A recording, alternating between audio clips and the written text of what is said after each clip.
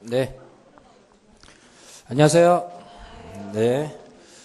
오늘 특강이라고는 해도 공개 강의 형식으로 진행되는 거라 이렇게 좀 자유롭게 들을 수 있는 수업으로 좀 진행을 하는데 최신 판례 때문에 좀 오시라고 했어요. 그래서 우리 수업 시간에 좀 했던 것도 일부 있고, 그리고 오늘 처음 보는 판례들도 좀 있고 할 거예요. 그런데 공부량을 좀 자꾸 늘리려고 지금 하는 건 아니고, 이게 매년 그해 선고된 판례가 시험에 출제가 그래도 많이 나올 때는 6개까지도 출제가 된 적이 있고 이런 상황이라서, 또 특히 올해 시험을 제 개인적으로 평가하기에는 올해 거 작년 거 선고 판례들을 얼마나 많이 알고 있느냐 하는 게 난이도가 조금 높아진다는 상황에서는 훨씬 더 유리해질 전망이라고 저는 생각을 하고 있어서 되게 중요한 수업이 될 거라고 좀 생각을 합니다. 그리고 욕심을 좀 크게 내보자 그러면은 오늘 여기 몇 장 안 되는 이 분량 안에서도 지금 적어도 5문제 이상 건질 수 있을 것 같다는 기대를 좀 하고 있어요. 그러면 10점 이상이 되는 점수가 될 수도 있는 거니까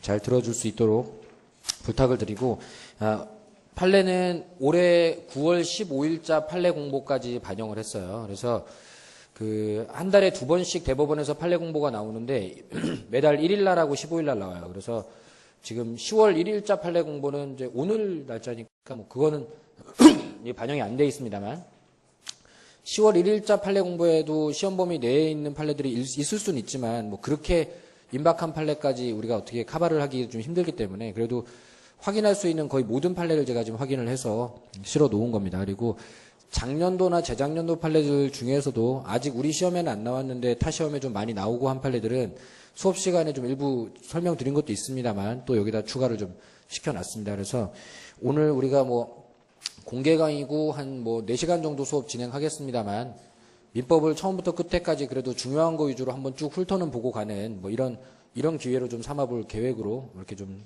스케줄을 잡았습니다. 그렇게 생각을 하시면 되겠고요. 따로 어디다가 적어서 정리하고 이렇게는 하지 않으셔도 돼요. 그냥 오늘 들을 때 잘 들어서 시험장 가서 써먹을 수 있거나, 정답이 아니더라도 이런 게 함정으로 나오면 좀 걸러내는 정도 수준으로 들어봤어 하는 정도, 그 정도면 충분하겠습니다. 이렇게 하겠고요. 표지 디자인을 제가 했는데 3년 전에 디자인한 거예요. 근데 아무것도 없는 동그라미에서 점점 좀 꽉꽉 채워가는 이런 느낌으로 좀 해놨습니다. 그래서 최신 판례까지 마무리를 하면은 정말 중개사 시험에는 부족함이 없는 아주 충분한 더 할 것도 없는 단계까지 공부가 되게 될 거예요. 제가 더 알려드릴 것도 이제 더 이상 없고, 그러니까 잘 마무리를 해보시라 이런 뜻입니다. 네, 그렇게 좀 생각하시면 좋겠고, 안에 내용 볼게요. 네, 민법 총칙 목차 순서로 되어 있습니다. 자, 1번. 자, 일단 문제지문 잠깐 보죠.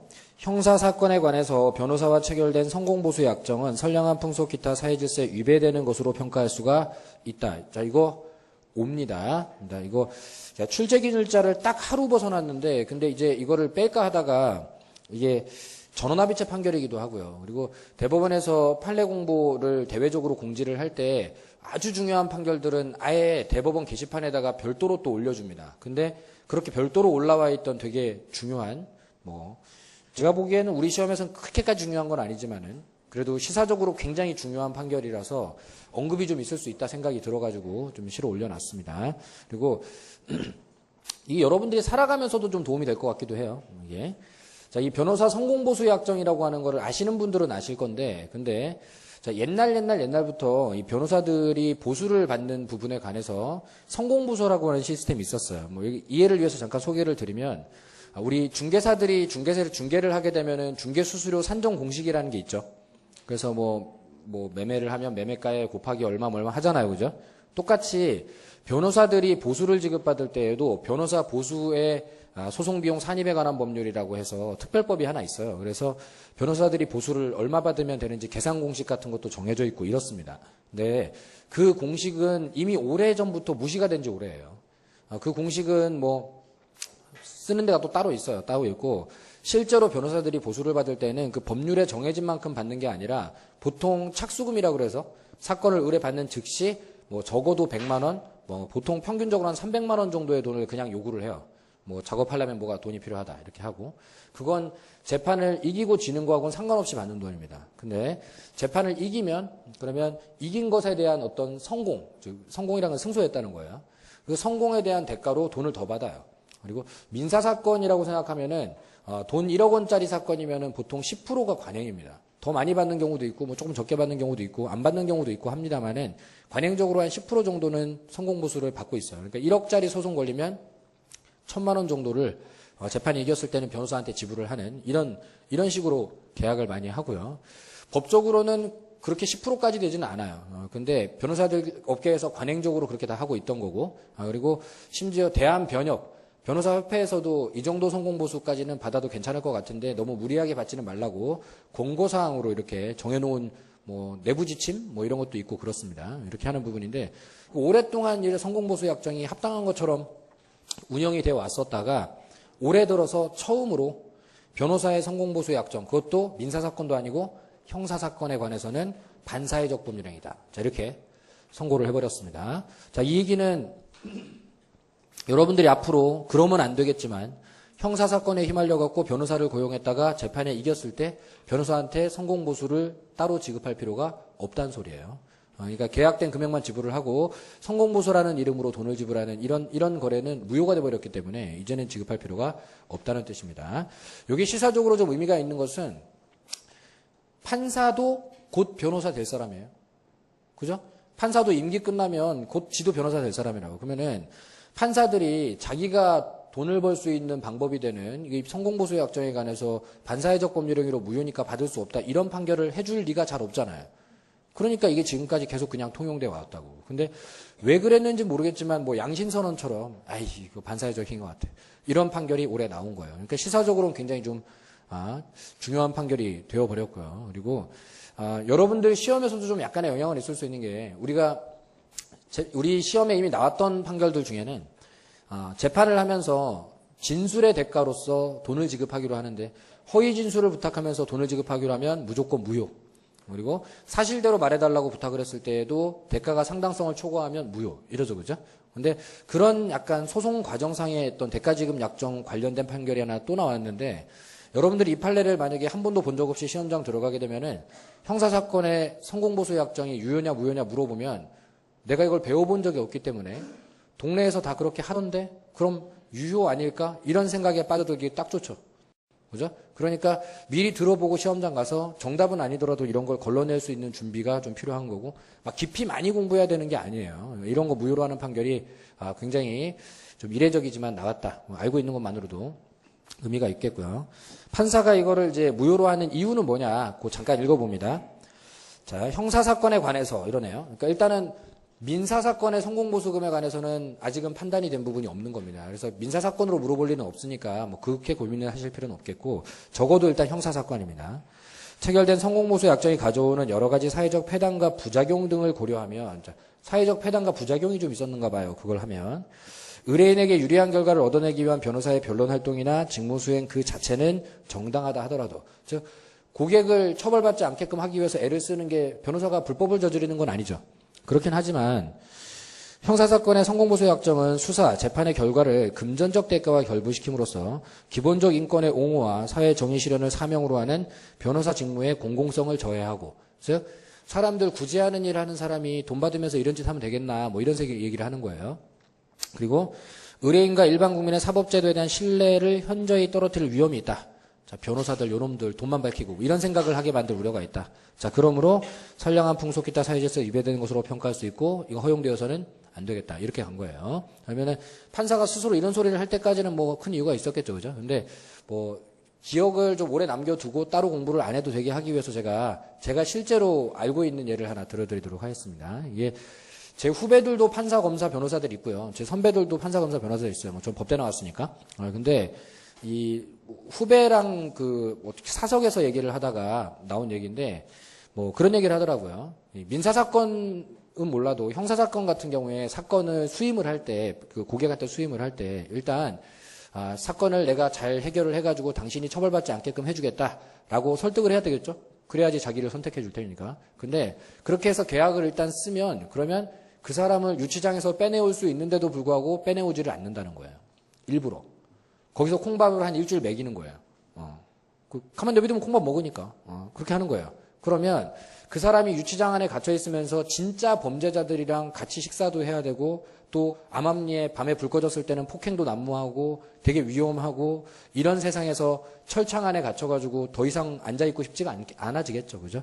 그러면 마음이 평정심을 잃게 될 거예요. 그리고 이제 철창 밖으로 나가고 싶은 마음이 정말 목구멍까지 치다른 사람한테 가갖고 성공보수가 1억인데요. 라고 하면 그 사람이 거부를 잘 못한다는 거죠.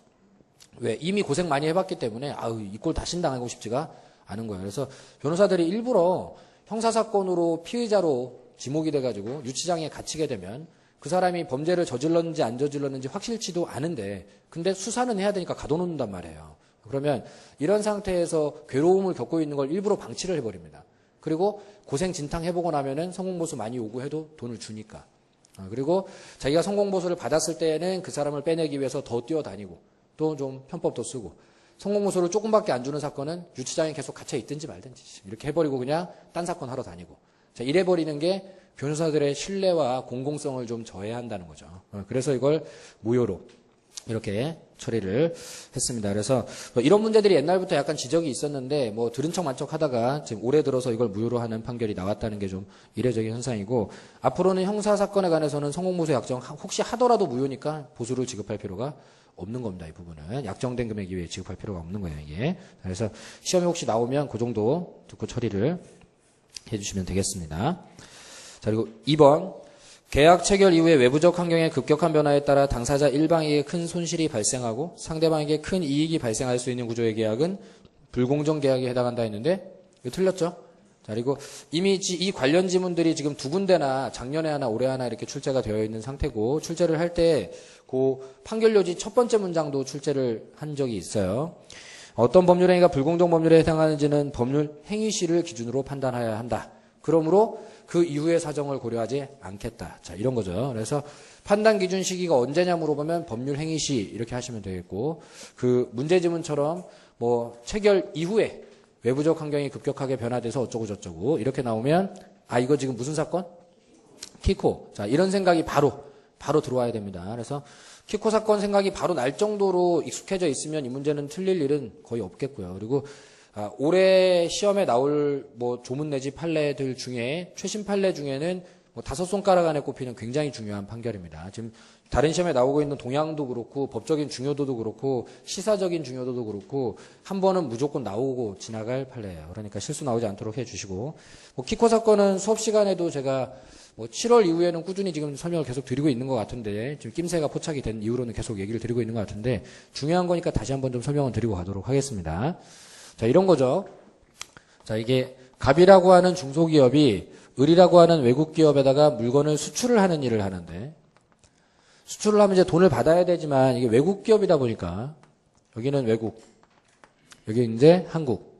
자, 이렇다 보니까 자, 중간에 은행이라는 장치를 두고 외국 기업이 여기다가 물품 대금을 달러로 지불을 하면은 은행은 한국 기업에다가 원화로 환전을 해서 지급하고 자, 뭐 이런 환전 작업 같은 거를 이제 하게 되는데 근데 이렇게 하는 과정에서 환율이라는 게 이제 자꾸 변화가 있고 하기 때문에 자, 갑과 은행 사이에 키코라는 계약을 체결합니다. 키코 계약. 자, 이 계약이 처음에 이제 드러난 것은 1990년대 후반경에 이 계약이 체결이 됐어요. 이렇게 체결이 되는데 키코 계약의 내용은 뭐냐? 키코 계약의 내용이 현재 기준으로 달러당 1,000원 정도 하고 있다면 나중에 환율이 많이 오르더라도 이게 1,200원 이상으로 지급하지는 않겠다. 상한이 1,200원.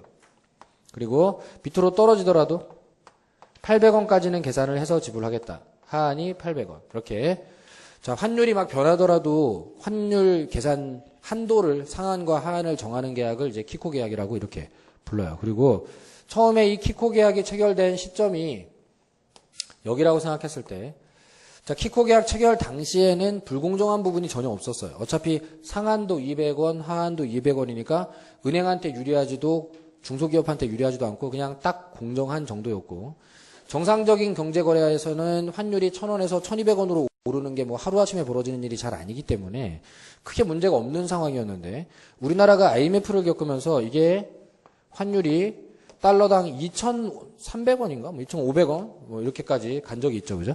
그러면은 달러당 1,000원을 하고 있던 환율이 달러당 2,500원으로 이렇게 변화가 되게 되면 키코 계약 때문에 은행은 갑에게 1,200원씩만 지불을 하게 됩니다. 그러면은 환차익으로 인해서 은행이 1,300원을 거저 먹는 결과가 생기죠. 그죠? 그러면 은행이야 뭐 그렇다 치는데 갑 입장에서는 작년이랑 똑같은 물건을 수출했는데 돈은 반도 안 되게 들어오는 거예요. 이 상태가 한 달만 지속돼도 저 회사는 망합니다. 그렇기 때문에 키코 계약이 불공정 거래다. 2,500원 줘야 될 걸 어떻게 1,200원 주고 끝내냐 해가지고 소송을 시작했고 그게 7년, 8년이 가서 결국은 이제 작년에 선고가 있었던 겁니다. 있었던 건데 판사가 얘기하기를 키코 계약 체결 당시 그러니까 여기를 기준으로 본다면 그러면 불공정한 게 없었죠. 달러당 1,000원 정도 하고 있었고 뭐 몇십 원 정도 왔다 갔다 하고 있는 상황에서 상한 200원, 하한 200원 이건 그렇게 불공정한 거래는 아니었어요. 근데 자, 그 이후에 외부적 환경의 급격한 변화 그 얘기는 환율이 급등했다는 거죠. 자, 국제시장 변화로 인해서 환율이 급등하는 바람에 현재 기준으로 본다라고 하면은 굉장히 불공정한 결과가 나와 있고 당사자 일방은 손해를 입었지만 이런다고 해서 이게 불공정 법률 행위로 무효라고 하지는 않겠다. 이렇게 해가지고 키코 계약은 그냥 이러더라도 유효. 이렇게 하고 끝을 냅니다. 그리고 이제 중소기업들은 다 망해요. 이 소송을 하던 중소기업들은 싹 다 망해버립니다. 근데 이걸 만약에 불공정한 거래다. 은행이 다 예측을 하고 있었다. 자, 이렇게 해갖고 무효 처리를 해버리면은 그러면 아마 우리나라 은행들이 다 망할 거예요. 이거를 다 소급해서 불공정 거래였으니까 1,300원씩 다시 또 더 추가 지급을 하게 되면 은행들이 버텨낼 수가 없단 말이에요. 그러면은 은행이 망하면 여러분도 망할 거고 나라가 망하겠죠. 그러니까 판사 입장에서는 계약 당시에 불공정한 거 없었으니까 그냥 갑시다. 뭐 약간 이런 좀 정치적인 선택을 한 것 같기도 하고 그래서 시사적으로 되게 유명해졌고 그리고 시험에도 나오기 시작했다는 게 우리가 이제 주목하는 부분이고 그래서 두 가지로 물어볼 수 있습니다. 불공정성 판단 언제 기준으로 한다고요? 법률행위 당시. 그리고 또 한 가지는 아예 판결 원문에 있던 내용 그대로 계약 체결 이후에 외부적 환경의 급격한 변화로 인해서 당사자 일방이 현저히 공정을 잃으면서 손해를 입었다 하더라도 그걸 무효라고 하지는 않는다. 자, 이렇게 두 가지 방법으로 낼 수 있겠습니다. 그래서 잘 준비를 해 두시고 당장 올해가 아니라더라도 뭐 이게 내기는 내고 지나갈 판결이에요. 그러면 이제 수험생 입장에서는 올해도 낼 수 있는 가능성이 있으면 준비를 해놔야지 이거는 뭐 어쩔 수 없이 준비를 좀 해놔야 되겠습니다. 자, 그리고 3번 이게 또 좀 중요해졌는데 자, 의사표시의 착오가 표의자의 중대한 과실로 발생할 경우에 상대방이 표의자의 착오를 알고 이용하였더라도 표의자는 그 의사표시를 취소할 수가 없다 했는데 요건 이제 X입니다. 자, 이 판례는 이제 예전에 제가 3월 달에 이 수업을 한번 하고 그 이후로 수업을 안 하고 있는 판결인데 3월 달에 제가 이거 수업할 때 뭐라 그랬냐면은 1950년대에 이런 판결이 한번 있었다. 중대한 과실 있는 사람도 취소가 가능하다는 판결이 한번 있었는데 근데 그 이후로 60년 동안 한 번도 같은 판결이 선고된 적이 없고 또 이 판결은 뭐 이번에 제가 또 다시 확인을 해본 결과 이게 55년도 선고 판결이에요. 옛날 판결이. 55년도면 우리 민법이 제정되기 전입니다. 대한민국 민법은 58년도에 제정되고 61년도에 시행됐으니까 그 얘기는 일본 민법 가지고 재판하던 시절에 나온 판결이에요. 의용민법이라고 하는. 자, 그러면은 일본 민법으로는 이런 판결이 나왔을지 몰라도 우리나라 민법으로는 이런 판결 나오기가 좀 힘든 세상이었단 말이에요. 분명히 109조에는 중과실이 있으면 취소할 수 없다고 돼 있으니까. 그래서 시험엔 내기 힘들 거다. 60년 전 판결이고 60년 동안 한 번도 선고도 출제도 없는 이런 내용을 정신 나간 놈이 아니고서 내겠냐. 공부는 하지 마라. 이게 책에 오류가 있는 건 아니지만은 내기는 힘들다. 이렇게 했던 건데 근데 60년 만에 선고가 있었어 이번에. 그리고 노무사에 바로 출제가 돼버렸네. 자, 이러면 얘기가 달라져요. 이러면 이제 올해하고 내년 사이에 출제가 될 전망입니다. 그래서 준비를 좀 해주셔야지 될 것 같아요. 그래서 자, 원칙부터 좀 정리를 해드리고 얘가 왜 이런 결론이 나왔는지 좀 소개를 좀 드리도록 할게요. 자, 일단 우리가 늘 하던 매매계약으로 잠깐 설명을 좀 해보겠습니다. 자, 갑이 을한테 물건을 파는데 매매를 해요. 근데 을이 착오를 했다. 이제 109조에 따라서 착오를 한 사람은 취소를 할 수가 있죠. 근데 착오를 이유로 을이 이렇게 취소를 하는데 자, 되고 말고 취소가 다 허용돼 버리면은 값도 불리해지기 때문에 이 취소라는데 요건이 좀 엄격하게 정해져 있어요. 그래서 요건이라고 하는 건 이 착오가 일단 중요한 부분이라야 하죠. 자, 경제적 불이익이 생길 정도의 중요 부분일 것을 필요로 합니다. 자, 일단 사소한 건 취소가 안 돼. 지금 이건 뭐 별 문제가 없지. 중요한 부분이긴 한가 봐요. 그리고 또 하나는 취소를 하려는 표의자한테 중과실이 없어야 해요. 그죠? 이래야지 취소가 가능한 겁니다. 조문에 이렇게 돼 있으니까. 그러면 그 얘기 거꾸로 해보면은 을한테 중과실이 있으면 취소가 안 된다는 소리잖아요. 그죠? 그러니까 법조문을 이렇게 만들어 놨기 때문에 을에게 중과실이 있는 경우에도 예외적으로 취소가 가능하다는 이 논리를, 이거를 일본 판례 논리를 우리나라 민법에 계속 쓴다는 게 사실 쉽지가 않단 말이에요. 그래서 55년도 이후로는 2014년 11월까지도 같은 종류의 판결이 단 한 번도 선고된 적이 없었단 말이죠. 근데 그 판결이 또 나온 거예요. 그럼 이제 정리를 좀 해보면 이렇습니다. 자, 원래 이래야 되지만, 이게 원칙입니다. 이게 원칙이고, 자, 을에게 중과실이 있더라도, 을에게 중과실이 있다. 자, 이러면 원래 취소가 안 돼야 되죠. 안 돼야 되는데, 여기에 플러스 상대방 갑이 그것을 알고 이용했다. 자, 이렇게 되면 취소가 가능한 걸로.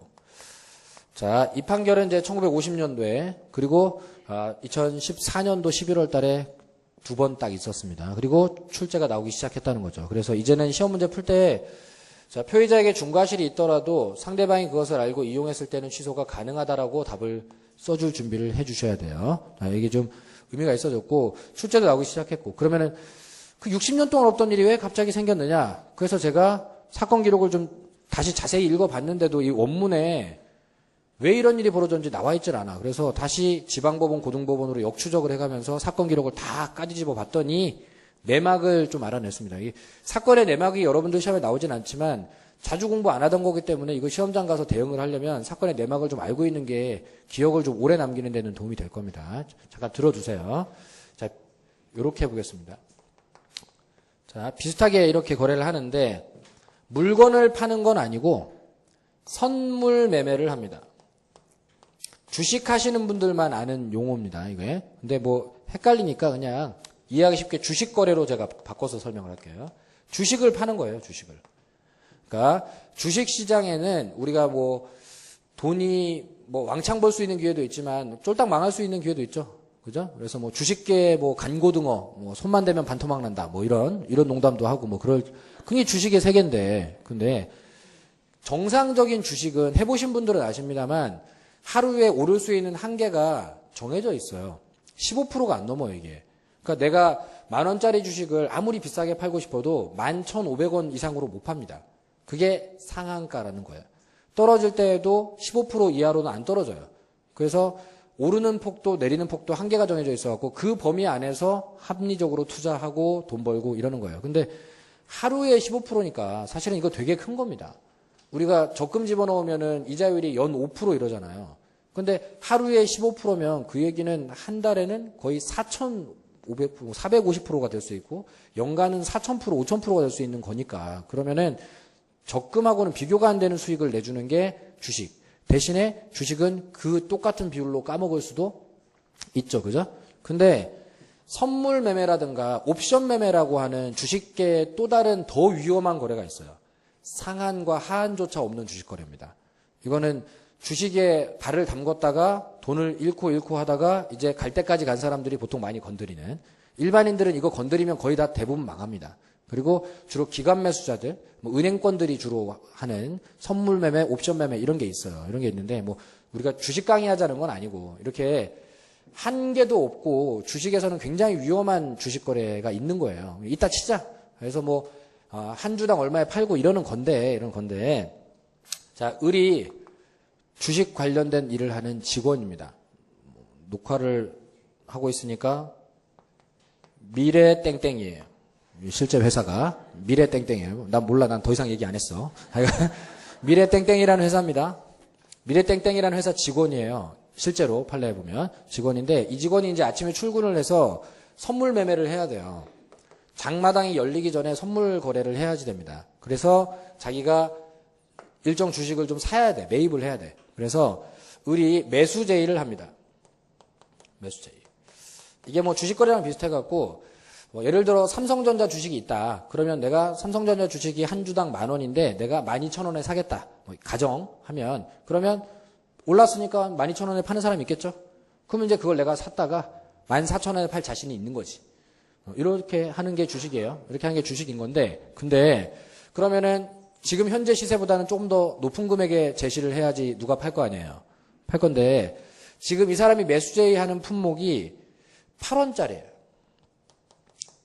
한 주당 뭐 8원짜리예요. 뭐 단위가 주는 아닙니다만 그러니까 주당 8원짜리로 계산을 해봅니다. 그래도 분량이 많으면 금액이 몇천억 될 수 있으니까 그러니까 주당 8원짜리 주식이 있다고 가정을 해봤을 때 이 주식은 지나간 5, 6년 동안 한 번도 10원을 넘겨본 적이 없어요. 그 판결문에 보면 그 얘기가 나와요. 그리고 한 번도 6원 밑으로 내려가 본 적이 없습니다. 그래서 8원짜리 주식인데 이게 뭐 지가 올라봤자 하루에 0. 몇 원 오르는 것이고 그리고 또 많이 올라봤자 2원 정도 오르면 뭐 IMF고 난리가 나고 했을 때에도 한 2원 정도, 1원, 2원 정도가 오르락 내리락 했지 막 그렇게 몇십 원, 몇백 원이 올라본 적이 없는 주식이에요. 이 선물 거래가. 근데 이 직원이 한 주당 80원짜리를 8원짜리를 80원에 매수 제의를 걸었어요. 그러니까 그 주식 거래를 위한 그 사이트에다가 내가 삼성전자 주식 8원짜리를 80원에 살게라고 한계가 없는 선물 매매이기 때문에 그냥 80원에 살게라고 공지를 띄운 거예요. 누구든지 이 주식 갖고 오면 자기가 80원에 사겠다고. 미래땡땡 직원이. 그리고 커피 한 잔 때리러 갔습니다. 모닝커피 한 잔 때리고 왔더니 8원짜리가 80원에 나왔으니까 팔겠다는 사람이 한둘이 아니겠죠. 여기서 갑이 이걸 결국은 매매 계약을 체결을 합니다. 근데 지금 이 미래에셋 직원을 보면 결국 말해버렸네? 에이 팔리니까. 자, 중요 부분에 착오가 있죠. 이거 어마어마해. 아니 8원짜리를 80원이라고 하면은 경제적 불이익이 얼마냐고. 이거 지금 회사 망해 이거. 자, 중요 부분에 착오가 있어요. 그리고 이게 지금 누구의 잘못도 아니고 지 혼자 앉아갖고 한 손으로 커피 마시고 한 손으로 마우스로 찌꺽찌꺽 하다가 동글뱅이 하나 잘못 찍은 거야, 이 소수점. 자, 이렇게 돼버리면은 을한테 분명히 중과실이 있죠. 이렇게 돼버렸다고. 그러니까 중요한 부분에 착오가 생겼는데 그게 을의 중과실이라 원래 FM대로 하면 취소가 안 돼야 돼요. 그리고 80원에 그 주식들을 다 사드려야지 됩니다. 취소가 안 돼야 돼요. 근데 갑은 을이 실수하고 있다는 걸 다 알고 있었습니다. 그리고 그걸 이용을 했어요. 알고 이용을 했어요. 자, 그러면 이런 경우에까지 이 거래를 취소할 수 없다고 해야 되느냐? 자, 이렇게 지금 대법원에 사건이 올라간 겁니다. 이렇게 된 건데, 자, 갑이 알고 이용했다라고 하는 걸 판사는 이제 어떻게 설명을 했느냐? 판결 기록으로 보면 이렇게 나와요. 처음에 을이 8원짜리를 잘못 써가지고 80원이라고 인터넷에다 올려놓고 커피 한 잔 때리고 갔어요. 자, 인터넷에 지금 8원짜리가 80원이라고 올라와 있겠죠? 그래서 일단 갑은 비싸게 나와 있으니까 자기 주식을 몇 개 팔아봅니다. 시험 삼아. 몇 개 팔아봐요. 근데 정상적으로 팔려. 그리고 내 통장에 돈이 입금되는 시스템이 그대로 잘 진행이 돼. 차익이 무려 72원이 차익이 나고 있는 거예요. 되네? 그러니까 자기가 그 동일한 주식을 다시 또 어떻게 구해와서 그거를 한 100배 정도를 다시 또 팝니다. 처음에 자기가 팔았던 것보다 100배 정도 분량을 다시 팔아요. 그리고 이 사람 소개를 받고 다른 사람들이 또 그렇게 많은 분량을 또 팔아요. 그래서 불과 1시간 사이에 뭐 만 몇천 주 뭐 이렇게 팔렸다고 나와요. 그래서 돈으로 치면은 뭐 10억대인가 뭐 그 정도 되는 것 같아요. 그 정도 주식이 순식간에 커피 한 잔 때리고 온 사이에 10억이 날아간 거예요, 지금. 이게 상황이. 이렇게 돼버렸어요. 자, 그러면, 자, 이 선물 매매라고 하는 걸 일반인들이 잘 하지도 않는 것인데다가, 그리고 8원짜리가 80원에 떴다는 얘기는 이거 누군가가 실수를 했다는 게 눈에 확연히 띄는 거고, 그걸 또 시험 삼아 일부 사봤다가 또 되니까 또 다른 사람까지 끌고 와가지고 적극적으로 이용을 해서 몇 개 더 팔고 막 이렇게 해가지고 폭리를 취하려고 했던 정황이 보인다. 그러면, 자, 이 증권회사 직원 한 명의 실수를 이용해서 자기가 폭리를 취하려 한 이런 부분까지도 허용을 해주면 안 되겠다는 생각이 좀 들어서 이건 취소를 허용을 해주면서 자, 중과실이 있었더라도 상대방이 이것을 알고 이용했다면 취소가 가능하다. 자, 이렇게 판결이 나와 준 겁니다. 그래서 그 이 직원은 제가 생각할 때는 거의 잘렸을 겁니다. 그건 판례에 나와 있지는 않은데. 근데 이런 애를 그대로 두지는 않겠죠. 그죠? 최소한 잘리지 않았더라도 아마 밤길에 지나가다가 뒤통수 몇 대 맞았을 거예요. 부장님이 가만두지 않았을 거라고 요거. 근데 이게 좀 약간 판례라고 하는 게 세상에 있는 어떤 경제적인 문제들을 해결하고 이런 부분이 있다 보니까 이걸 취소하지 못하게 하면은 아마 미래에셋이 망할 수도 있습니다. 선물 거래 이렇게 하다 보면은 당장 이 자체로 인한 손실 금액이 뭐 50억, 100억 정도 그것 때문에 미래에셋이 당장 망하지는 않습니다만은 그렇지만은 이런 실수를 했다라는 게 대외적으로 알려지고 해결도 못했다라고 알려지면은 이제 미래에셋에 투자한 사람들은 다 빠져나가겠지. 여기도 몇 명 있을 수 있어. 여기도 미래에셋 망하면 같이 망할 사람 몇 명 있을 수 있다고 지금. 그러면 이거 취소 못하게 했다가는 지금 거의 IMF급의 후폭풍이 몰려올 것 같은 거예요. 특히 미래에셋이 대신투자증권과 함께 우리나라에서 주식 거래를 굉장히 큰 규모로 관리하는 회사인데 특히 대신투자증권은 주로 기관 매수를 많이 하기 때문에 일반인들이 대신투자에다가 투자하는 게 많지 않고 미래에셋이 우리나라의 펀드 개념을 처음으로 도입한 증권회사이기 때문에 서민들 돈을 굉장히 많이 굴려요, 얘네가. 근데 미래에셋이 그런 식으로 손실이 엄청나게 나버리면은 당연히 서민들이 같이 망한다고. 이 후폭풍이 두려웠던 것 같아요. 그래서 60년 만에 일절한 적이 없던 이 판결을 찾아내가지고 중과실이 있었지만 갑이 알고 이용했던 것 같다. 정황상 확실치는 않지만 정황상 그런 것 같다 하면서 취소를 허용해준 아주 특이한 케이스입니다. 그리고 조문을 역행하는 판결이기 때문에 교수님들이 이거 절대 좋아할 리가 없어요. 이거 그러면 바로 출제가 나오는 게 이상한 게 아니라고. 그러니까 자 이게 뭐 아주 이상한 애 때문에 판결이 나오기는 했지만 이 아주 이상한 판결은 시험에도 아주 잘 나오게 생겨먹은 판결입니다. 우리는 뭐 문제만 맞추면 되는 거예요. 그리고 어쩌면 되게 좋은 기회가 될 수 있는 게 미래에셋에 이런 놈이 없었으면은 이 판례 다시 나올 일 없었을 거고 시험에 이런 거 나올 일 없었을 텐데 얘 때문에 이런 판결 나오고 이 판결이 시험에 정답으로 혹시 나오면 얘 때문에 우리가 합격하는 거야. 사안이 워낙 독특하기 때문에 기억을 하기가 그렇게 어렵지 않은 관계로 요거 시험에 나오면 우리 뭐 거의 최근 한 10년, 20년 사이에 그 어떤 시험에도 이걸 출제한 적이 없는 판례인데 근데 간만에 또 이게 나올 가능성이 있다는 걸 우리가 낌새를 미리 잡아채가지고 합격의 도구로 쓸 수 있는 거니까 합격하면 미래에셋에 가서 고맙다고 해야 될 판이야 지금. 근데 실수는 하면 안 됩니다. 그만큼 중요하니까 제가 이렇게까지 얘기 드리는 거예요. 이거 중요합니다. 그리고 4번도 중요해요. 자, 무권대리행위가 제3자의 기망이나 문서 위조에 의해서 야기가 되었다면은 무권대리는 상대방에 대해서 계약의 이행이나 손해배상 책임을 지지 않는다 했는데 틀렸죠?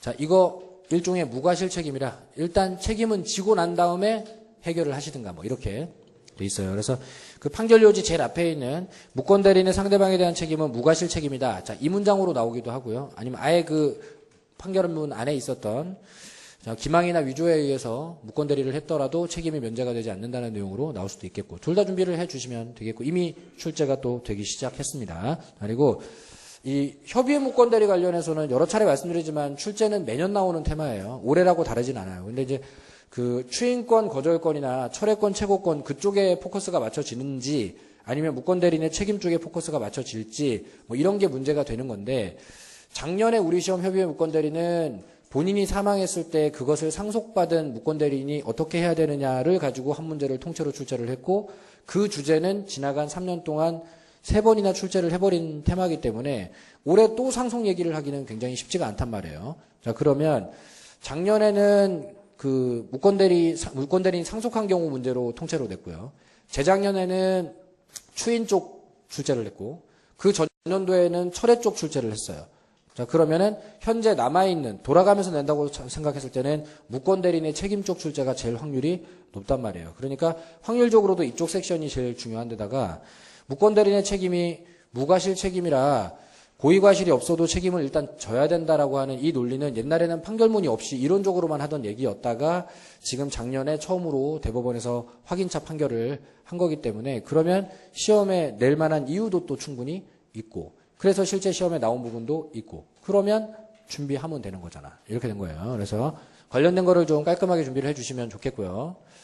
자, 갑이 본인 그리고 을이 무권대리인 그리고 병이 상대방 이렇게 됐을 때 자, 갑과 병의 계약은 대리권이 없기 때문에 일단은 유동적 무효가 되죠. 그리고 이 유동적 무효를 해결하기 위해서 본인한테 추인권과 거절권이 있는 거고 상대방한테는 철회권과 최고권이 있는 거죠. 그런데 이제 최고는 뭐 최근에 출제가 좀 적긴 했어요. 근데 철회는 최근에 출제가 좀 제법 있었고 추인도 재작년에 출제가 좀 제법 있었고 상속 문제도 출제가 제법 있었고 그러니까 결국은 요 아래쪽이 출제가 안 되고 남아있는 섹션이다. 그리고 자, 이 무권 대리인이 상대방한테 책임을 지기 위한 요건이라는 게 본인의 추인을 얻지 못하고 대리권을 증명하지도 못해서 저 유동적 무효가 유효로 되지 못하고 있는 상황인데다가 상대방 병이 철회를 하지도 않아가지고 자, 이 유동적 무효가 유효 쪽으로도 무효 쪽으로도 결정되지 않은 상태로 그냥 유지가 되고 있으면서 상대방 병은 선이 무과실 그리고 무권 대리인 을은 행위 능력이 있고 자, 이 정도 되면 본인은 추인을 안 해주니까 그러면 대리권도 없으면서 상대방한테 뭐 물건을 팔겠다 이런 식으로 행동했던 것에 대해서 무권 대리인이 상대방한테 책임을 지라고 돼 있는 거고 책임의 내용은 상대방이 원하는 걸 해주면 되는 거니까 계약을 이행을 해주던가 또는 손해배상을 해주던가 둘 중에 하나만 하면 되는데 둘 중에 하나만 하면 되는 거니까 선택을 상대방이 선택한다. 뭐 이렇게 돼 있죠. 그래서 우리 시험에 나왔던 전통적인 기출문제로 보면은 선택 누가 하는지가 제일 많이 나왔던 거예요. 일단은 최근에는 출제가 없었습니다만 옛날에 내면 주로 이거예요. 뭐 의뢰 선택, 병해 선택. 그리고 최근에 다른 시험에서 출제가 되기로는 병에게 과실이 있어도 책임 추궁할 수 있느냐가 출제된 적이 있고 을을 미성년자로 해갖고 출제된 적이 있다고 제가 을을 미성년자로 하는 출제는 최근에 다른 시험에서는 2번이나 있었습니다. 그래서 요런 거 가지고 출제를 하는 게 보통 일반적이었는데 근데 옛날부터 이론적으로 있었던 얘기가 이 정도 되면 그냥 책임을 지는 거라서 이 책임은 그 법적 성질이 법정, 무, 과실, 책임. 즉 을에게 과실이 없어도 지는 책임, 무조건 지는 책임이다. 이론적으로만 하던 얘기를 지금 대법원 판례가 처음으로 공개적으로 한 거고요. 그리고 이게 무과실 책임이기 때문에 네 가지 요건만 충족되면은 을한테 고의나 과실이 필요한 건 아니다. 이렇게 되죠. 그래서 자 이렇게 을한테 고의 과실이 있어야 되느냐 이렇게 물어본 시험도 있었고 이게 무과실 책임이냐 이렇게 물어본 시험도 있었고 현재 지금 최근 들어서 이쪽 출제가 늘고 있는 추세예요. 그리고 이렇게 되는 데는 이제 지금 보고 있는 이 판례가 영향을 주고 있는 것 같은데 자 이런 식으로 설명을 하게 된 배경을 보면 좀 약간 이상하기는 한 게 자, 을은 실제 판례 보면은 갑이라고 하는 회사의 말단 직원입니다. 근데 뭐 자기가 하는 업무가 회사 재산을 처분할 수 있는 정도의 대리권까지는 없고 그냥 뭐 회사 잡무 처리하는 말단 직원인데 근데 갑 회사의 건물을 병한테 파는 짓을 했어요. 무권대리죠. 자, 권한 범위를 넘어섰어요. 무권대리를 했는데 왜 그랬나 봤더니 이 직원한테 A라고 하는 이 회사 중간 간부, 부장님 정도 되는 사람이 사기를 쳤어요. 그리고 위조 서류를 교부를 했고.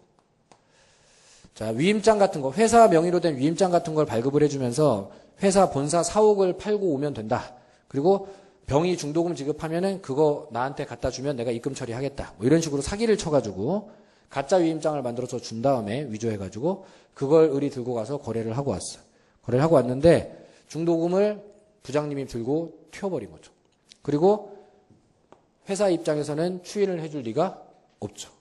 그죠? 대리권은 증명이 될 리가 없고 위조 서류니까 상대방 측에서는 철회를 하지 않아요. 등기 내놓으라고 난리가 났어. 자, 그리고 병은 선이 무과실입니다. 위임장 들고 왔으니까. 을은 회사 다니는 거 보니까 행위 능력은 있나 봐요. 그죠? 다 갖춰졌죠. 다 갖춰졌죠. 자, 그러니까 본사에서 등기 넘길 생각은 당연히 없을 것이고 병은 이제 을한테 책임을 추궁하기 시작했습니다. 계약의 이행을 청구해봤자 을이 뭐 물건 구해올 것 같지도 않으니까 손해배상 청구를 했는데 몇십억이에요. 자, 그러면 회사 다니면서 부장님이 시킨 일을 했는데 손해배상 몇십억 물게 생긴 거예요, 지금 이 직원은. 자, 이렇게 됐는데, 그래서 을하고 병하고 뭐 이렇게 소송이 걸렸어요. 나는 이 책임 못 진다. 병은 네가 물어라. 자, 이렇게 소송 걸렸어요. 근데 판사가 보기에 을은 일단 책임을 져야 된다는 거예요. 무과실 책임이고 을에게 고의나 과실이 없어도 책임을 져야 되기 때문에 책임을 일단 지고 그리고 난 다음에 사기친 놈 쫓아가가지고 손해배상 청구를 하든 구상권을 하든 그거는 나중에 니들끼리 알아서 해보고 이거 당연히 가능하겠지. 가능할 텐데 그건 그 문제고 일단 책임은 져라. 이렇게 판결을 내려버린 겁니다. 그리고 근데 결과적으로 그렇게 된 거라는 걸 생각해 보면은 을이 좀 굉장히 억울해 보여요. 제가 보기에도 되게 불쌍해 보입니다. 그렇기는 하는데 근데 제가 보기에는 판사가 지금 하는 생각은 을이랑 A랑 짜고서 했다고 생각하는 것 같아요. 부장님이랑 짜고서 회사 재산 들어먹으려다가 걸리니까 부장님은 튀었고 직원은 잡혀 있는 건지 아니면 정말로 부장님만 나쁜 놈이고 을은 그 피해자인지 판사는 항상 그 어느 누구의 말도 믿지 않습니다. 판사의 의심병 환자라 가지고 법정에 나와서 울고불고 해도 저러고 돌아가다가 집에 가면서 씩 웃을 걸 이런 생각 한단 말이에요. 그렇기 때문에 일단 책임지고 정말 그렇게 억울하면 잡아다 족쳐. 말리지 않을 테니까. 자, 이렇게 해놔버린 겁니다. 그래서 자 그냥 결론만 놓고 보면 좀 불합리한 판결 같은데 판사 입장에서는 누가 거짓말하는지 모르니까 이렇게 할 수밖에 없고 옛날부터 이런 쪽으로 하던 얘기를 이제 확인하는 판결을 내리게 됩니다. 그러면 최근에 다른 시험 동향이나 우리 시험 동향을 봐도 지금 아래쪽 출제가 유력한데 근데 법적으로 중요하고 또 약간 결과만 보면은 뭔가 마음에 들지 않는 판결이 나와 있다면 이게 출제 가능성이 다분히 있는 거라는 거죠. 그러니까 올해 협의회 무건들이 문제는 나오는 건 분명하고요. 추인 거절로로 갈지 철회 최고로 갈지 그런 거는 제가 몰라요. 그건 뭐 내고 싶은 놈 지 마음대로 내니까. 근데 분명히 이 밑에 쪽 내용에 한두 지문 정도는 걸려 들어갈 가능성이 굉장히 높다는 겁니다. 그리고 만약에 돌아가면서 출제하는 통계를 잘 지키는 상황이라면 그냥 1, 2, 3, 4 뭐 그리고 딴 거 하나 섞어서 5번 최고 최근에 잘 안 나왔으니까 최고까지 해서 5지문 뭐 이런 정도가 뭐 가장 유력한 상황이에요. 그러니까 적어도 요 예상되는 부분의 최신 판례 관련 항목에서는 실수하지 말자. 이런 겁니다. 그래서 잘 준비를 해주시기 바라고요. 뭐 이 얘기도 수업 시간에 여러 번 했었죠. 네. 지금 와서는 이게 지겨울 정도가 돼야 돼요. 저 소리 또 하네 저거 뭐 이런 생각이 들 정도가 돼야 돼요. 지겨워도 좋으니까 맞춰만 주자 뭐 이런 겁니다. 자, 5번 소유권의 핵심적 권능에 속하는 배타적 사용 수익 권능이 소유자에게 존재하지 아니한다고 하는 것은 특별한 사정이 없는 한 허용이 될 수가 없다. 맞죠? 자, 요거 2009년도에도 이런 판결이 있었고 2013년도에도 이런 판결이 하나 있었습니다. 그래서 2013년도 판결이 조금 더 깔끔해가지고 제가 요걸 갖고 왔는데 자, 2014년도에 간평변리사 주택관리사부에 셋 다 나온 판례라면 그러면 당연히 우리 시험에도 곧 온다는 상황이죠, 이거. 그죠? 이런 상황이에요. 지금 되게 출제 가능성이 농후한데 기본서에 나와 있지를 않아요, 이 판례가. 중요한데도 불구하고. 그래서 챙겨두고 가시기 바라고요. 3월 달이랑 판례 특강 할 때 제가 설명을 한번 드리긴 했는데 자주 하지 못하는 거라서 설명을 한번 다시 드리도록 하겠습니다. 자, 옛날 80년대 판결 얘기부터 잠깐 할게요. 자, 옛날 80년대에 이런 사건이 있었어요. 자, 갑소유의 토지가 있는데 갑소유의 토지에는 한쪽 구석을 허락도 없이 사용하는 사람들이 있었습니다. A, B, C. 뭐 판례를 보면 도로로 사용하는 사람도 있었고요. 뭐 또 다른 판례에 보면은 여기서 노점상을 하는 사람도 있고 그랬어요. 이랬는데 이런 지 수십 년 됐습니다. 수십 년 되고 갑도 이 노점상에서 떡볶이도 사 먹고 그렇게 살아왔어요. 그렇게 살아왔다가 어느 날 갑이 얘네들을 상대로 부당이득 청구 소송을 냅니다.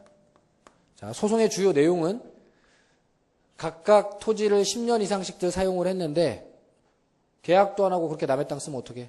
토지 임대료 내놔. 많이 책정 안 할게. 한 달에 10만 원씩. 한 달에 10만 원씩 해갖고 1년에 120만 원 깎아줄게. 100만 원. 10년 치니까 두당 1000만 원. 자, 이렇게 됐어요. 근데 노점상 떡볶이 할머니한테 1000만 원 내놓으라 그러면 그 떡볶이집 망하겠지. 하루 매출이 지금 뭐 50만 원, 60만 원 하는 사람한테 1000만 원 뜯어가면은 그건 망하는 거지 뭐. 자, 근데 이게 맞는 말은 맞는 말인 게 남의 땅을 허락도 없이 사용하면 부당이득 반환을 해야 되는 건 당연합니다. 그렇기 때문에 이걸 이제 판사가 어떻게 할까 고민을 하다가 결과적으로 갑을 패소시켜 버려요. 이건 이제 1980년대에 있었던 일이에요. 80년대에 있었던 일입니다. 그러면서 이때 무슨 얘기를 하느냐? 당신은 갑은 토지 소유권에 있는 사용 수익의 권능을 포기했다. 자, 이런 문구를 사용합니다. 자, 갑이 사용수익권능 포기를 했다. 자, 요런 말을 해요. 그러면서 사용수익권능을 포기했었기 때문에 부당이득 반환 청구하는 건 옳지 않다. 이렇게 설명을 합니다. 근데 이 판결이 나오자마자 학계에서 난리가 났었어요. 그 당시에는. 자, 소유권이라고 하는 건 우리 민법에 물건에 대한 사용, 수익, 처분이 가능한 이게 다 있어야 소유권이지. 근데 지금 판사가 하는 얘기를 보면은 사용 수익은 없어지고 처분만 가능한 이상한 소유권 개념이 만들어진 것처럼 설명을 하고 있단 말이에요. 자, 그래서 학계에서 하는 얘기가 야, 민법 개정도 안 했는데 사용 수익을 못하는 소유권 개념을 판사가 만들어내면 어떻게 하냐. 물권의 내용을 바꾸려면 법률과 관습법으로 해야지. 이건 잘못된 판결이다. 해가지고 논문들이 제법 많이 나옵니다. 판사 잘못됐다고. 근데 판사는 논리적으로 약간 결함이 실제로 있음에도 불구하고 이 판결을 여러 차례에 걸쳐서 반복적으로 선고를 해요. 꽤 오랫동안 뭐 30년 정도 같은 판결이 수십 차례 나옵니다. 자, 판사가 생각하는 건 이런 것 같아요. 학자들이 탁상공론 하듯이 책상머리에서 공부를 해갖고 소유권의 사용수익권 등이 없어지면 안 된다 식으로 말을 하는데 근데 그런다고 해가지고 이거 갑을 승소시켜버리면 그러면 노점상 할머니들 자살하고 난리 날 건데 그 뒷감당 누가 할 거야? 하여간 현실 감각이 없어. 뭐 이런 생각인 것 같아요. 그러면서 똑같은 판결을 여러 차례에 걸쳐서 합니다. 근데 2009년도에 이런 일이 벌어져요. 갑은 이번에는 얘네들을 상대로 또 다른 소송을 해요. 토지 반환 청구 소송을 합니다. 이건 뭐냐? 그럼 돈 안 받을 테니까 다 꺼지라는 거예요. 내 땅에 얼씬거리지 말고 다 가고 노점상도 하지 말고 왔다 갔다 하지 말고 그냥 다 꼴보기 싫으니까 다 없어지라는 겁니다. 땅 돌려달라는 거예요. 자, 근데 이 소송이 들어왔을 때 A, B, C는 갑을 상대로 법정에 나가서 요 얘기를 합니다. 판사 얘기 못 들었어? 너 사용 수익권능 없대. 사용 수익권능도 없는 게 어디서 누구 보고 나가라 말아요. 이렇게 됐어요. 근데 이거마저 갑을 패소시켜버리면 그러면은 갑은 자기 땅에 소유권이 있는지 없는지 이거 뭐 내보내지도 못해 돈도 못 받아 뭐 이건 뭐 이게 소유권이야 뭐 싶은 이런 생각이 들죠. 그죠? 그래서 판사가 이거를 2009년도에 처음으로 갑을 승소시킵니다. 그게 09년도 얘기예요. 자, 그러면서 이 당시에 판사가 이미 이런 얘기를 합니다. 소유권에서 사용 수익의 권능만 포기하는 건 있을 수가 없다. 자, 이런 얘기를 처음으로 해요. 자, 그러면 옛날 판결이랑 다르네? 자, 근데 2009년도에 판결이 나올 때는 판사가 얘기를 할 때 이 얘기를 합니다. 자, 부당이득 반환 청구 소송에서 갑이 사용 수익권 등을 포기했다는 식의 설명을 우리가 한 적이 있지만 그 판결이 옳고 그르고 한 것에 대해서 언급하자는 건 아니고 이 판결의 당부는 변론으로 하고 물권적 청구권 소송에서 즉 소유권에 기해서 내 땅에 얼쩡거리는 놈 다 나가 이런 식의 소송에서 사용 수익권 등 없는 소유권 개념을 만들어내는 건 물권법 질서를 현저히 교란하게 된다 뭐 이런 얘기를 하면서 허용되지 않는다 이런 얘기를 합니다. 자, 근데 상황이 이렇게 되면은 이 판결은 중요해질 수밖에 없는 게 자, 30년 전부터 이 판결 잘못됐다. 사용 수익권 등 소유권 개념 만들면 안 된다라는 얘기를 학자들은 하고 있었단 말이지. 근데 판사가 들은 척도 안 하면서 현실 감각 없는 게 뭐 이렇게 했단 말이죠. 그리고 30년 만에 교수들이 이긴 거예요. 판사를 이겨먹은 거예요. 그러면 여러분들이 출제 교수인데 30년 전부터 내가 주장하던 걸 법정에서는 들은 척도 안 하다가 갑자기 내 말이 옳다는 게 밝혀지면 그걸 시험에 내고 싶어진단 말이에요. 왜? 내가 교수실에서 내가 이겼다 하고 있어봤자 아무도 관심을 안 가져주니까 시험에 자꾸 내 갖고 소문을 내야 될 거 아니야. 그러니까 내고 싶게 생겨 먹었어 이게 지금 벌써. 예? 그래도 출제를 안 하고 몇 년 지나가더니 2013년에 똑같은 판결 또 나오고 나니까 바로 폭탄처럼 쫙 나오잖아요. 그러면은 우리 시험도 이거 곧 나온다는 거지. 한 번 나오고 두 번, 세 번 나올 판결은 아니에요. 이게 약간 부당이득 반환 청구 소송이랑 물려있는 부분이 있어가지고 딱 한 번 나오고 난 다음에는 뭐 한 5년이고 7년이고 쭉 쉴 겁니다 아마. 근데 나오는 그 첫 해가 올해나 내년이 될 전망이 굉장히 높아요. 그러니까 준비를 해놓고 있다가 딱 맞춰주시면 되는 거고 준비만 좀 해놓고 있으면 뭐 그렇게 막 어렵지 않습니다. 소유권에 원래 사용수익 처분 권능 3개 다 있어. 이런 거야 가능하지만 사용수익 안 되는 소유권 개념 만들면 안 돼. 이건 당연히. 물권법정주의 위반이야. 이런 소유권이 없으니까. 이렇게 아주 단순한 겁니다. 그러니까 자, 이 부당이득 소송 얘기는 몰라도 돼요. 근데 이제 이 판결이 밑에 판결이 중요하다는 그 이유를 제가 알려드리기 위해서 설명 같이 하는 거니까 밑에 거만 아시면 되고 2013년도에 나온 판결은 2009년도에 나온 판결을 약간 보완을 했어요. 뭐라고 하는지 잠깐 읽어봅니다. 물건에 대한 배타적 사용 수익권은 소유권의 핵심적 권능으로서 소유자가 제3자와의 채권 관계에서 소유물에 대한 사용 수익권 등을 포기하거나 사용 수익권 행사에 제한을 설정하는 것을 넘어 이를 대세적 영구적으로 포기하는 것은 법률에 의하지 않고 새로운 물건을 창설하는 것과 다를 바 없어 허용되지 않는다. 이렇게 얘기하죠. 근데 2009년도 판결에 없다가 2013년도 판결에 추가가 된 내용이 그 첫째 줄 끝에 있는 제3자와의 채권 관계에 의해서 포기하거나 제한을 설정하는 것은 가능하다는 식의 표현. 이 표현이 새로 도입된 표현이에요. 이게 뭐 잠깐 무슨 뜻인지 알아두고 가면은, 자, 제가 갑입니다. 소유자예요. 내 땅에 허락도 없이 장사도 하고 왔다 갔다 하는 작자들이 있다는 걸 어느 날 알게 됐어요. 그러면 가서 당장 내쫓고 그동안 사용한 거 사용료 받아내고 싶겠죠. 그죠? 그래서 뛰어갔어. 이것들이 죽으려고 남의 땅에서 야! 하고 가게 문 딱 열고 야 너! 봤는데 이뻐. 겁나 이뻐. 떡볶이 파는 아가씨가 똑 싸세요 뭐 이러는데 되게 이뻐. 이건 죽겠어. 그래서 넌 계속해. 이쁘니까. 옆에 가게 넌 나가고 딱 열어도 걔도 되게 이뻐. 그래 너도 계속해. 이쁜 애들이 많네. 세 번째 가게에 딱 가서 딱 열어봤더니 어우 이건 아니야. 너는 나가. 며칠 사용했어. 야 이씨 하루에 10만 원씩. 야 돈 받고 다 내쫓고. 할 수 있죠. 무슨 얘기냐. 소유자가 그런 거 다 결정하는 거야.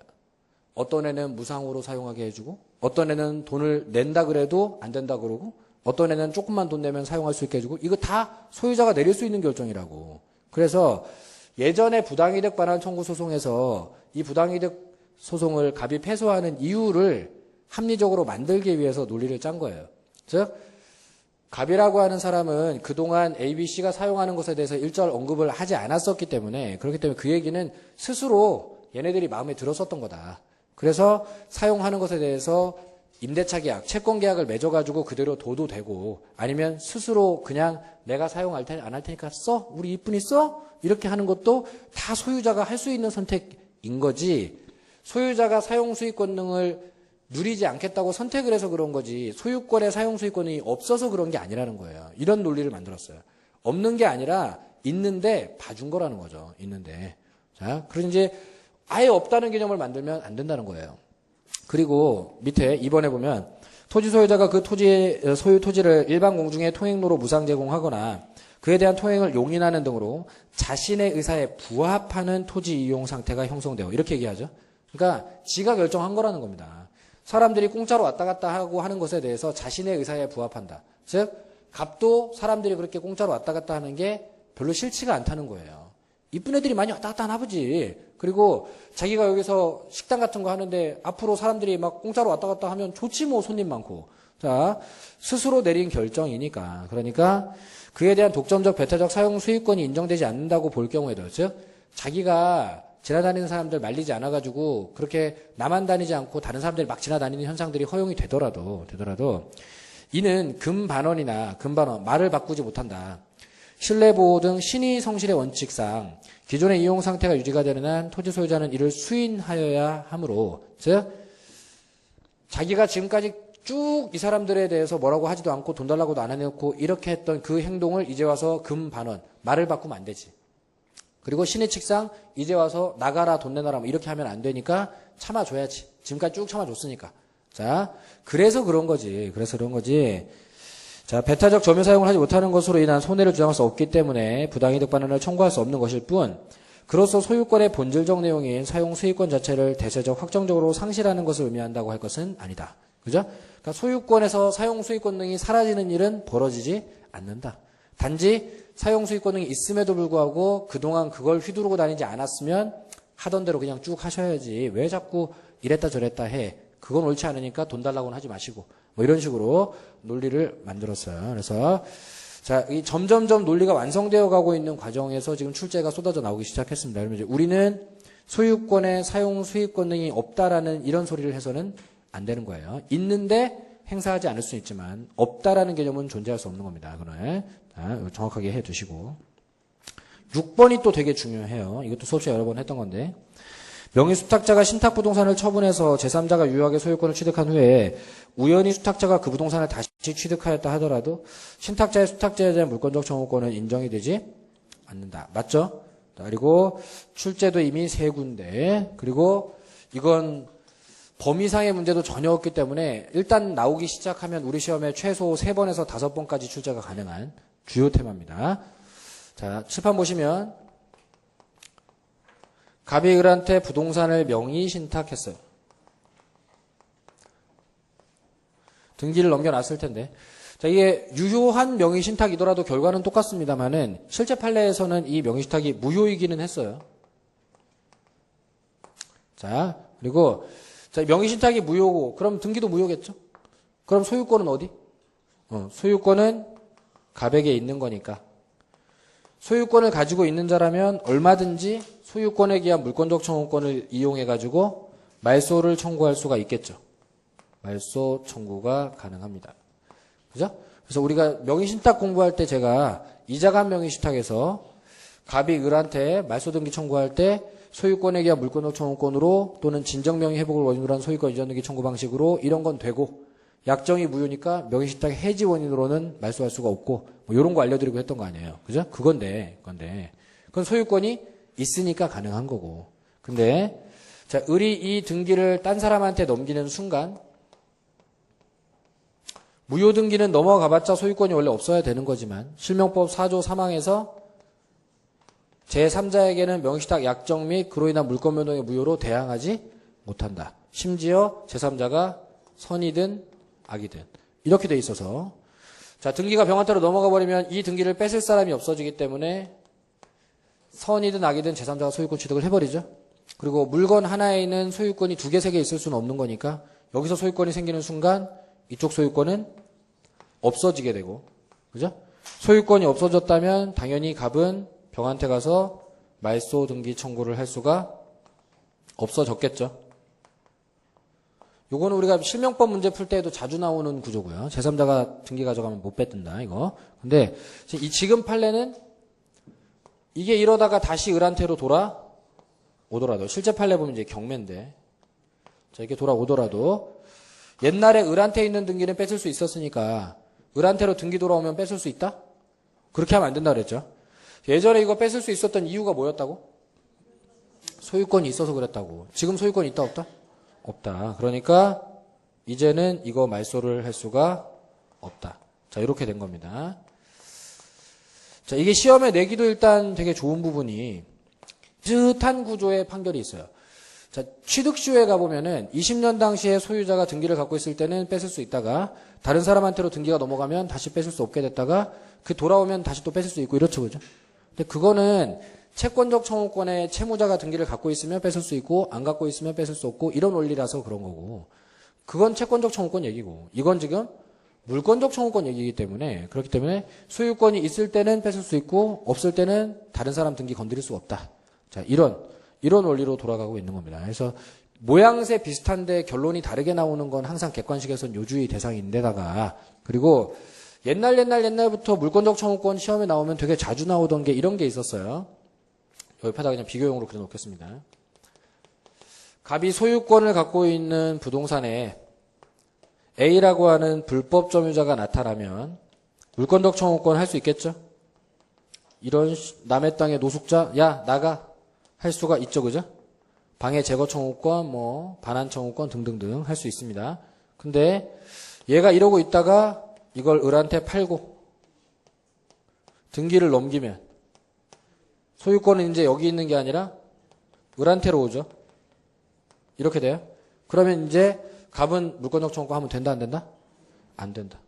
이유는 소유권을 잃었으니까. 소유권도 없으면서 물권적 청구권만 하는 그런 사람 죽어도 없죠. 단 한 개의 예외도 없어요, 그거는. 자, 그리고 이건 하려면 을이 하든가. 을이 얘를 내쫓고 싶으면 내쫓는 거고, 제가 예전에 농담으로 겁나 또 이뻐. 그럼 또 데리고 살 수도 있는 거고, 을이 좋다고 데리고 살든 말든 갑이 간섭할 일이 아닌 거고, 소유권 잃었으면 손 떼야 되고, 이렇게 제가 알려드렸죠, 그죠? 이렇게 했던 건데, 이게 원래 옛날부터 많이 나오던 판결이에요. 소유권을 잃으면 물권적 청구권 더 이상 하지 마라. 하던 것도 그만해라. 이렇게. 근데 이걸로 내도 되지만 이거랑은 다를 게 없잖아요, 지금. 소유권 있을 때는 할 수 있다가 없을 때는 못 한다. 그리고 이거는 내기 더 좋은 게 병 단계에서 물어봐도 되고 을 단계에서 물어봐도 되고 이거보다 훨씬 물어보기 좋지. 객관식으로. 이미 시험에 나오고 있고. 그러니까 앞으로는 이 오른쪽 판례 대신에 명의신탁 판례가 더 주류적인 자리를 차지할 것으로 좀 전망이 됩니다. 그래서 출제하기도 굉장히 좋고 헷갈리는 비교 판례도 있고 여러 가지 이유로 출제하기가 좋아요. 그리고 이게 교수님들이 관심을 굉장히 많이 가지고 있다고 하는 게 좀 표가 좀 나는 게 실제로 이 판결은 선고가 된 지 좀 됐습니다. 그리고 전 선고되자마자 이거 시험에 나올 것 같아갖고 뭐 판례집에도 싣고 이렇게 저렇게 조치를 좀 취해놓고 있는 상태인데 출제는 작년부터 나오기 시작했어요. 근데 실제 사건이 어떻게 진행된 건지 제가 잘 모르고 있다가 학업심 뒤져봐도 잘 안 나오고 해갖고 잘 모르고 있다가 사법시험에 출제가 된 걸 보고 이제 알게 됐는데 사법시험에 이 문제가 출제가 될 때 문제 페이지 분량을 어느 정도 잡아먹었냐면 우리 시험지 이렇게 펼쳐서 보잖아요. 실제 시험장가도 이렇게 문제 펼쳐서 이렇게 나오는데 잠깐 그려보면은 시험지가 이렇게 나오면 이걸 이제 펼치면은 이렇게 널찍한 이런 면이 되잖아요. 그리고 두 줄로 돼 있어가지고 1번, 2번, 3번 해서 우리 시험지는 4, 5, 6, 뭐 많으면 7번도 나오고 이러잖아요. 그죠? 근데 이 문제가 사법시험에 나올 때 8번 해가지고 박스 이만한 거 나오고 보기 1번부터 8번까지. 그러니까 한 바닥을 다 차지했어, 얘가 하나가. 예? 얘가. 그러면은 사법시험은 모든 문제가 다 이렇게 한 바닥씩 나오느냐? 그렇진 않아. 한 10문제 정도만 이렇게 나와요. 10문제 정도만 이렇게 한 바닥 다 차지하는 문제가 나와요. 근데 이 문제는 그런 문제예요. 그러니까 대학 교수님들이 사법시험에 출제를 하든 우리 시험에 출제를 하든 중요한 판례는 자세히 내고 싶은 욕심이 나게 돼 있고 자기가 그만큼 연구를 하지 않으면 그런 문제 낼 수가 없단 말이에요. 근데 이 판례는 아주 세부적인 부분까지도 연구가 되고 있는 관심사 판례라는 거예요.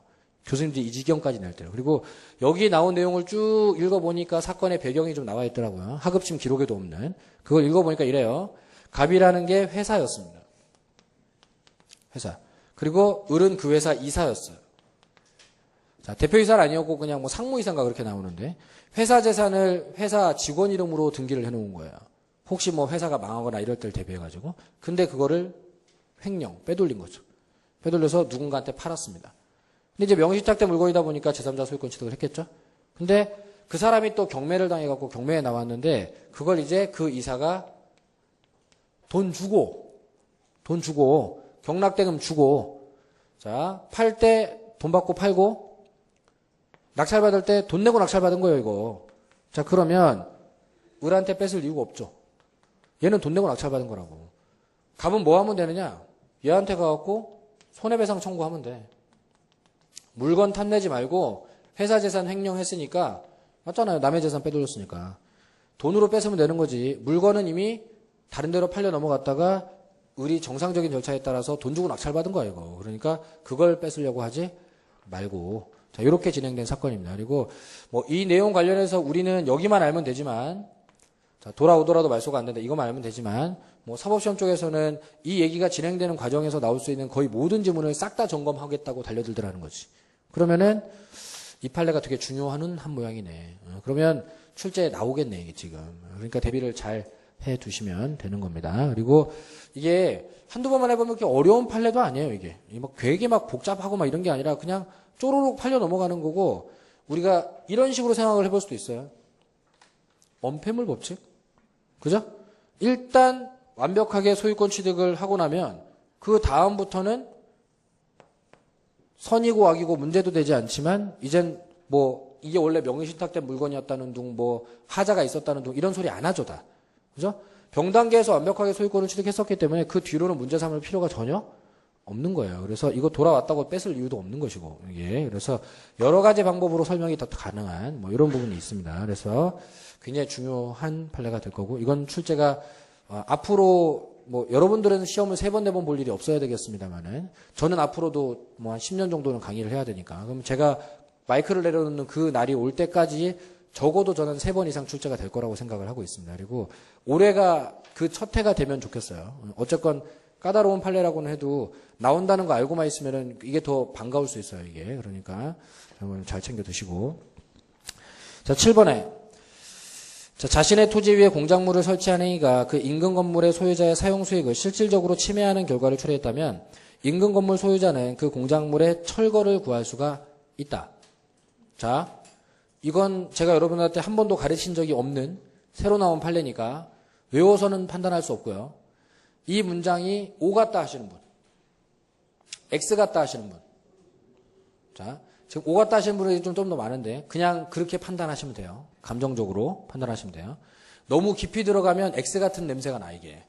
그래서 제가 좀 걱정인데 자, 뭐가 문제인지 파악을 해두시고 이건 깊이는 출제를 못하니까요. 이게 막 아주 어렵게 출제 못하니까 그냥 느낌대로 풀어주시면 돼요. 자, 칠판 보세요. 이 얘기를 해줄까 말까 제가 고민을 많이 했는데 괜히 얘기해줘갖고 헷갈리게 되는 거 아니야 싶은 생각이 들긴 하는데 좀 정확히 알고 갈 건 정확히 알고 가야 될 것 같아갖고 좀 설명드리는 거니까 잘 봐주세요.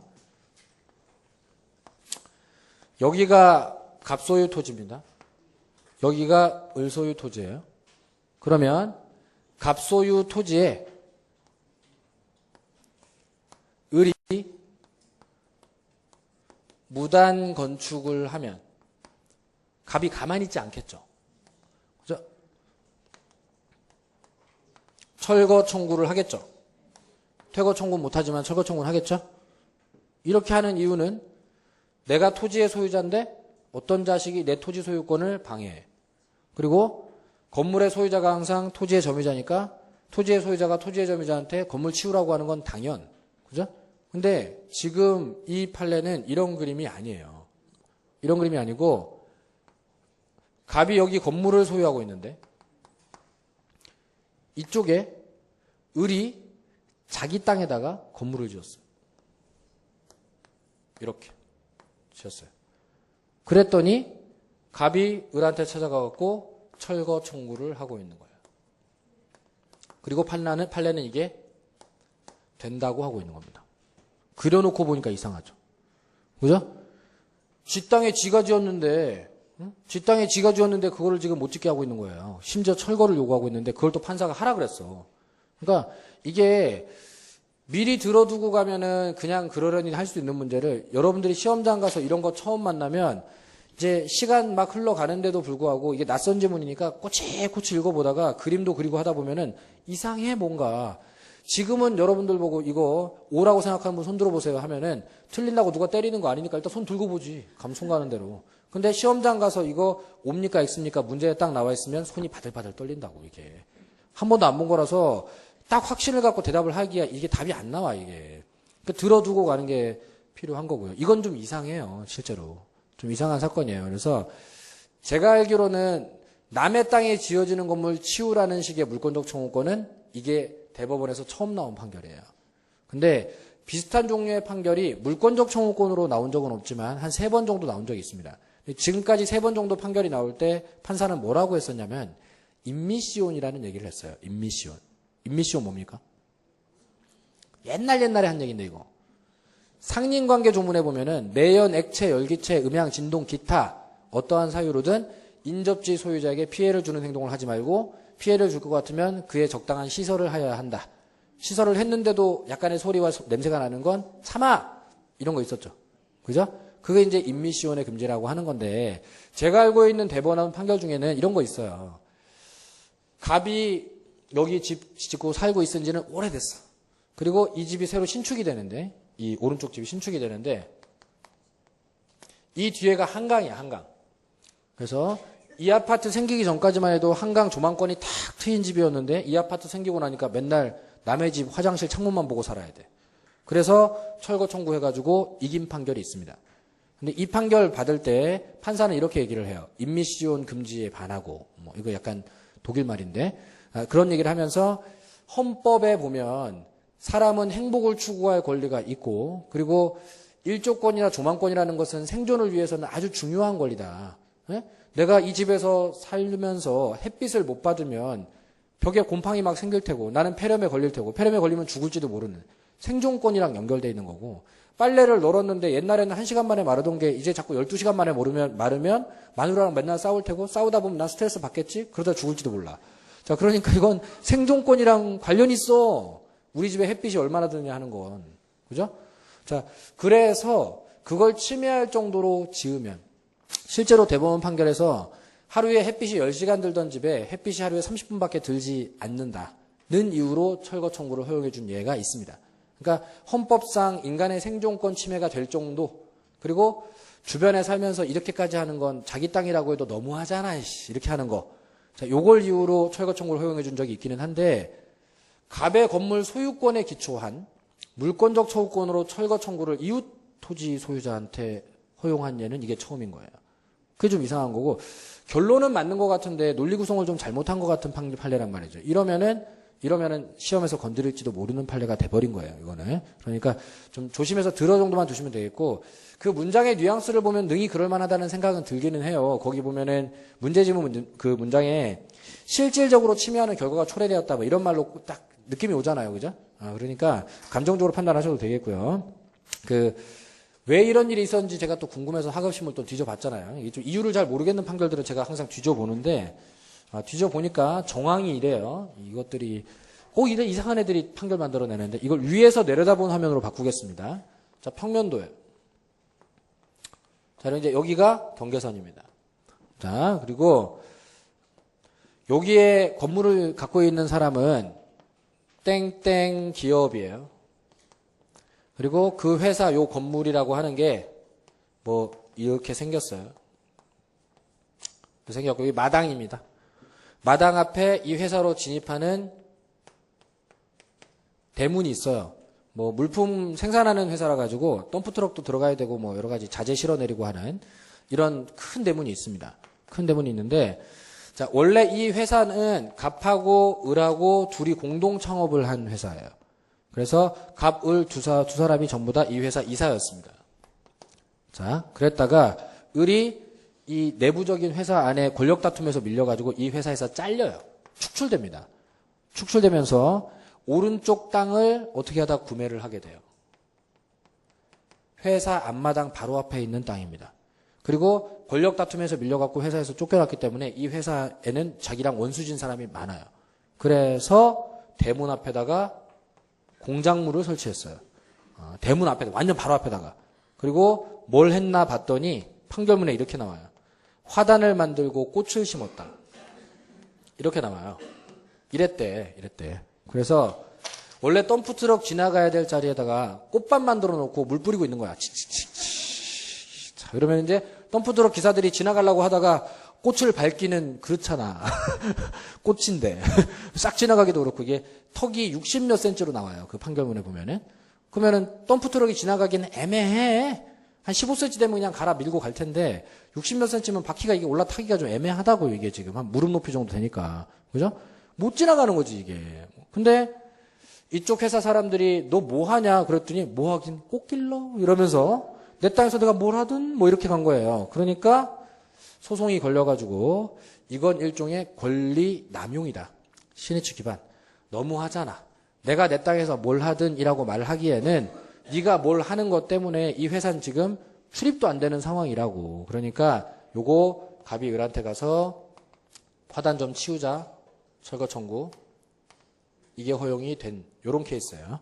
근데 철거할 만은 했어. 철거할 만은 했는데, 근데 이거를 물권적 청구권이라 하면 안 되지 않았을까. 이게 지금 이 건물의 소유를 위해서 옆에 땅에 지어지는 공작물의 철거를 요구하는 게 물권적 청구권인 건지, 아니면 그냥 이제 상린관계 법리상 권리 남용 정도에 해당하는 거니까 너무 과했다는 거죠. 너무 과했으니까 치우라고 하면 될 일이었던 건지. 논리 구성상에서 약간 문제점이 좀 있어 보여요. 철거를 허용할 만한 이유는 있었는데 논리 구성이 약간 좀 결함이 있는 이런 부분입니다. 그래서 뭐 논리 구성을 쓰라고 하는 건 주관식 답안지에서나 쓰라고 하는 거니까 우리는 결론 위주로만 딱 파악을 해가지고 저렇게 인근 건물 소유자가 사용도 못하게 할 정도의 좀 실질적 침해가 발생되는 행동을 했다면 철거를 당하는 것으로 생각을 해주시면 되겠습니다. 자, 8번부터는 잠깐 쉬었다가 보도록 할게요.